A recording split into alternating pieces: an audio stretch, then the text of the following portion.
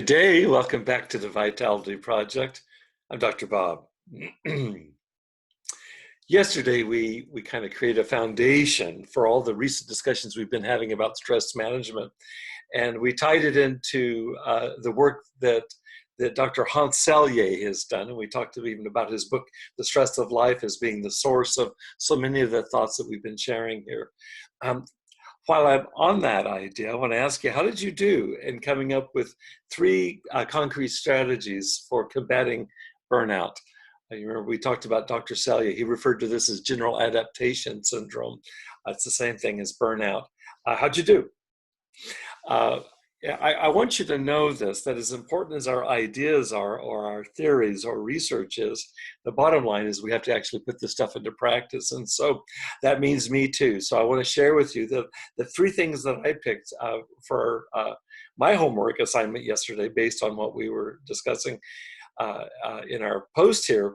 I picked three different behaviors. One was physical exercise, and I went for a hike yesterday.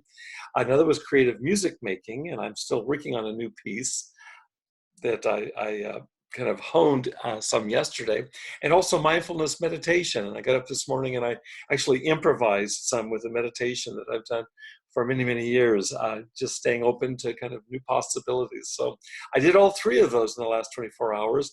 The assignment was just to pick one of those. And the idea is that if we keep ourselves nourished and alive, is that we'll combat both stress and its sister emotion, which is burnout. I want to come back to Hans Selye for just another moment or two. He was the research pioneer who made that distinction that we talked about a couple of posts ago, namely between positive and negative stress.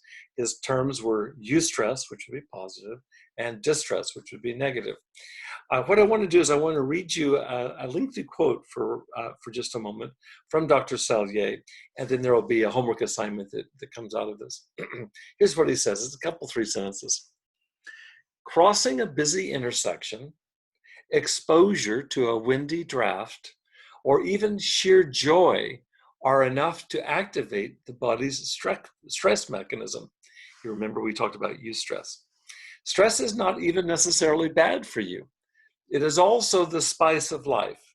For any emotion, any activity causes stress. But of course, your system must be prepared to take it. Life is largely a process of adaptation to the circumstances in which we exist.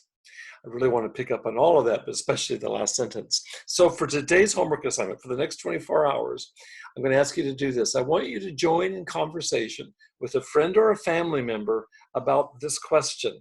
How can each one of us do what Dr. Selye talked about, which is to successfully adapt to the circumstances in which we now exist? Another way to put it, again using some of his words, is there a way, even amidst our current clear limitations with the quarantine, to nevertheless find instances of meaning and purpose, in his words, Dr. Selye's words, to find the spice of life? I don't in any way mean to diminish the huge suffering and tragedy entailed in what's going on right now with the coronavirus pandemic. Please understand me. I'm not meaning to minimize it.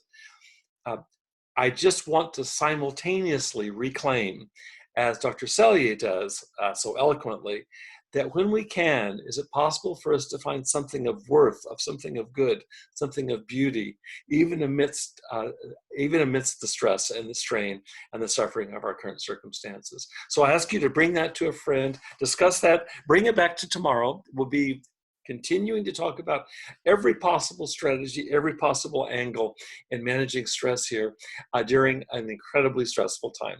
Take good care. Thank you for joining me. Stay safe. Be well. I'll see you tomorrow.